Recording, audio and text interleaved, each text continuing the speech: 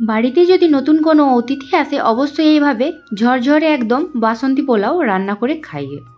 So hello guys, welcome to Shraboni cooking channel. আজকে আমি বানাবো একদম ঝরঝরে বাসন্তী পোলাও, ঠিক রেস্টুরেন্টের মতো, সাথে চিকেন কষা।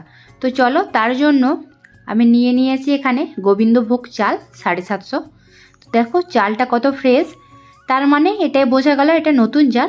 যদি বেশি পুরনো হয় তো একটু সেদ্ধটা বেশি করতে হয়। দেখো সামনে থেকে দেখাচ্ছি, একদম সাদা টাইপের চালটা।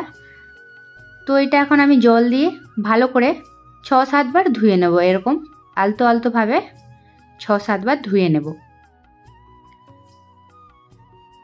তো ধুয়ে ফ্রেশ করার পরে দেখো এবার এগুলো আমি ভালো করে জলটা আরও ঝরিয়ে শুকনো করে নিচ্ছি।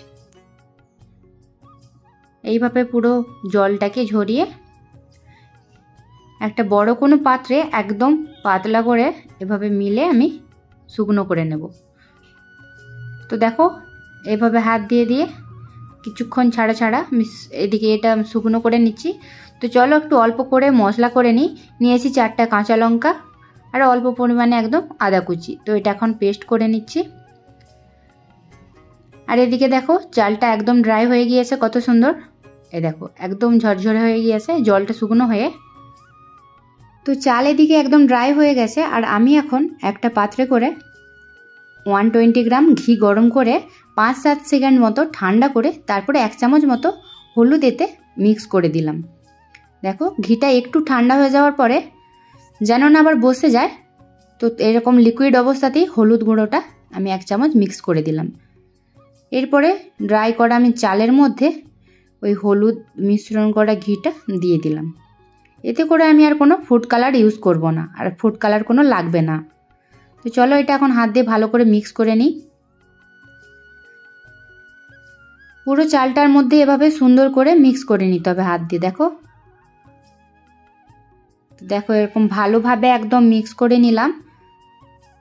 নেক্সট এর মধ্যে আমি ওই আদা আর কাঁচা লঙ্কা কুচির পেস্টটা মিক্স করে নিচ্ছি। আবারও ভালো করে মিক্স করে নেব। তো আবার দিয়ে দিলাম 1 চামচ গরম মশলা গুঁড়ো। দেখো জাস্ট 1 চামচ গরম মশলা গুঁড়ো দিলাম। তো দিয়ে আবারও আমি ভালো করে এভাবে বেশ কিছুক্ষণ সুন্দর করে মিক্স করে নিতে হবে। মশলাগুলো যত ভালো করে মিক্স করবে এর স্বাদটা আরও তত সুন্দর হবে। তো এটা মিক্স করে নিয়েছি সুন্দর করে। এরপর একটা কড়াই গরম করে বেশ কিছুটা পরিমাণ আমি ঘি অ্যাড করে দিলাম। তোমরা চাইলে রিফাইন অয়েলও ইউজ করতে পারো, কিন্তু ঘিটা দেওয়ার কারণে অনেক টেস্টি লাগবে এটা খেতে। তো ঘিটা ভালো করে গরম করে এর মধ্যে দিয়ে দিলাম 3টে তেজপাতা, আর দিলাম 6-7টা মতো গোটা এলাচ,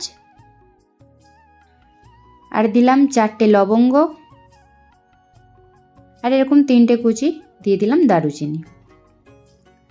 তো এটা একটুক্ষণ ভালো করে আমি ভেজে নিচ্ছি।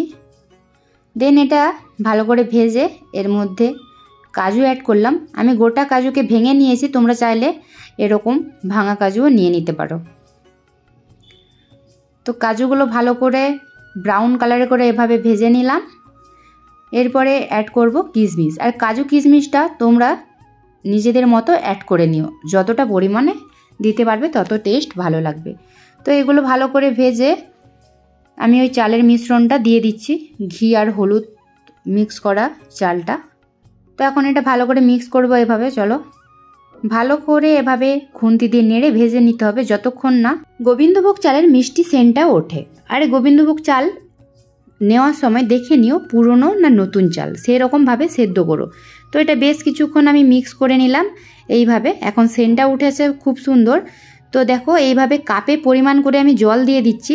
যেহেতু এটা নতুন চাল, তো যত কাপ চাল নেবে তার ডবল কাপ জল দিয়ে দেও। তো আমি চাল যত কাপ নিয়েছিলাম তার ডবল পরিমাণ কাপ জল অ্যাড করলাম। আর যদি চালটা পুরনো হয় তো তোমরা অবশ্যই 1-2 কাপ জল বেশি করে দিও। তো এরপরে জল দিয়ে দিলাম পরিমাণ মতো লবণ। তো হালকা ঝাল হওয়ার জন্য আমি আবারও দিয়ে দিলাম 3টে চেরা কাঁচা লঙ্কা আর পরিমাণ মতো চিনি। তোমরা যদি আরও মিষ্টি খেতে চাও আরও একটু বেশি পরিমাণে দিয়ে দিও। তো ভালো করে খুন্তি দিয়ে মিক্স করে নিচ্ছি। এরপর এটা সুন্দর করে এভাবে মিক্স করে নেব। মিক্স করার পর আমি এখন এটা ঢাকনা দিয়ে রেখে দেব 10 থেকে 15 মিনিট সেদ্ধ হওয়ার জন্য। আর এদিকে আমার ঢাকনাতে একটু যেহেতু ফুটো আছে, আমি সেই কারণে এতে একটা লবঙ্গ দিয়ে দিলাম যাতে করে বাষ্পটা না বাইরে আসে। তো ওদিকে ওটা রেডি হচ্ছে, আর এদিকে আমি দেখো চিকেন কষা রেডি করছি।